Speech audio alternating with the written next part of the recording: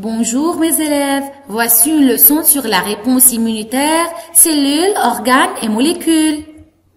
À la fin de cette vidéo, l'élève doit être capable de savoir les objectifs suivants. Vous aurez besoin de prière, de lire et suivre ces instructions. Dans la vidéo précédente, nous avons étudié la première fonction de la moelle osseuse, qui est la production de tous les types de globules blancs. Comment interpréter une expérience? Bien sûr, il faut faire une analyse et une signification. Les lymphocytes qui sont produits par la moelle osseuse sont nommés des lymphocytes immatures. Lymphocytes immatures, c'est-à-dire des lymphocytes non fonctionnels et qui ne défendent pas le corps des pathogènes, contrairement aux lymphocytes matures qui sont fonctionnels et qui défendent le corps des pathogènes. Les lymphocytes subissent la maturation dans deux différents organes. Dans quel organe les lymphocytes subissent la maturation?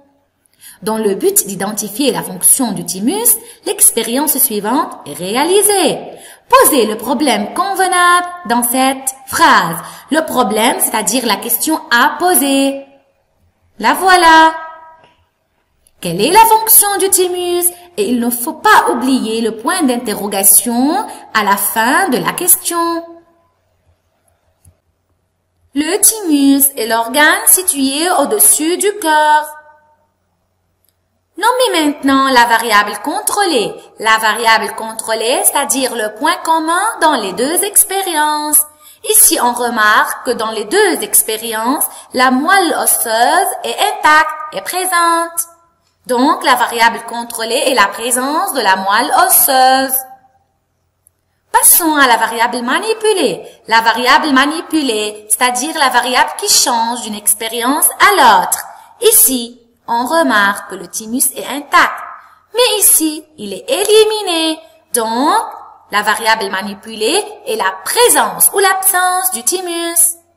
Passons maintenant aux différents résultats. Notons avant que le visage souriant marque la présence et la maturation des lymphocytes, alors que le visage triste marque l'absence et l'immaturation des lymphocytes.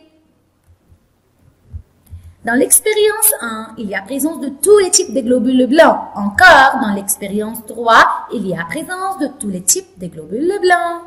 De plus, les lymphocytes B sont matures dans les deux expériences. Passons aux lymphocytes T qui sont matures dans la première expérience, c'est-à-dire ils peuvent combattre les pathogènes, alors qu'ils ne sont pas matures dans la troisième expérience, alors ils ne peuvent pas combattre les pathogènes. Passons à l'analyse de l'expérience. Analyse, c'est-à-dire il faut lier les résultats au traitement ou aux variables.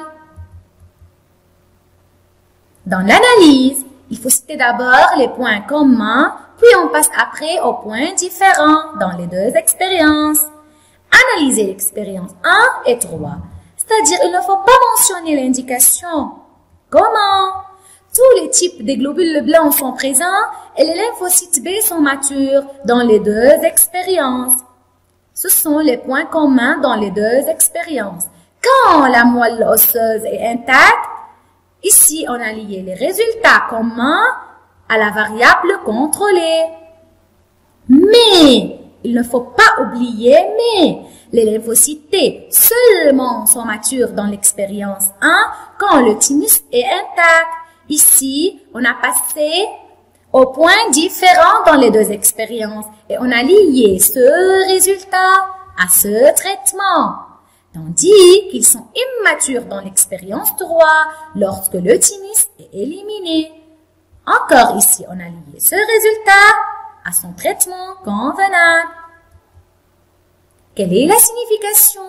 C'est-à-dire pourquoi ce résultat? Quand le thymus est intact, les lymphocytes T sont matures. Mais quand le thymus est éliminé, les lymphocytes T sont immatures. Donc, quel est le rôle du thymus? Ce qui indique que le thymus est responsable de la maturation des lymphocytes T. Interpréter, c'est-à-dire analyse et la signification des expériences 1 et 3. On mentionne ici l'analyse qu'on a déjà fait. De plus, on mentionne la signification du rôle de thymus, ce qui indique que le thymus est responsable de la maturation des lymphocytes T. La fonction du thymus, donc le thymus est responsable de la maturation des lymphocytes T. C'est le thymus qui est le site de la maturation des lymphocytes T. Et maintenant, quelle est la seconde fonction de la moelle osseuse? La moelle osseuse, comme on a déjà vu, elle est le lieu de la naissance de tous les types de globules blancs, qui sont les monocytes, les granulocytes, les lymphocytes B immatures et les lymphocytes T immatures. Les lymphocytes B deviennent matures dans la moelle osseuse et les lymphocytes T deviennent matures dans le thymus. Maintenant, indiquez l'organe responsable de la maturation des lymphocytes B. Bravo mes élèves, c'est la moelle osseuse. Indiquez maintenant l'expérience 1, 2 ou 3 qui montre cette fonction. Oui, bravo, c'est l'expérience 3 qui montre que la moelle osseuse est le lieu de la maturation des lymphocytes B.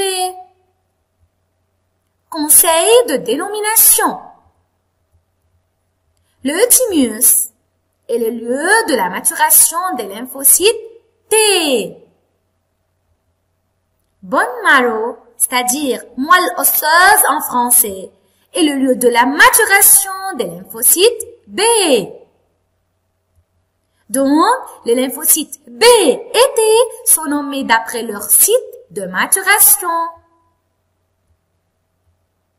Complétez maintenant le tableau ci-dessous en utilisant le texte de la partie B et les réponses de la partie C. Oui, bon travail mes élèves. Somme toute, voilà le résumé suivant.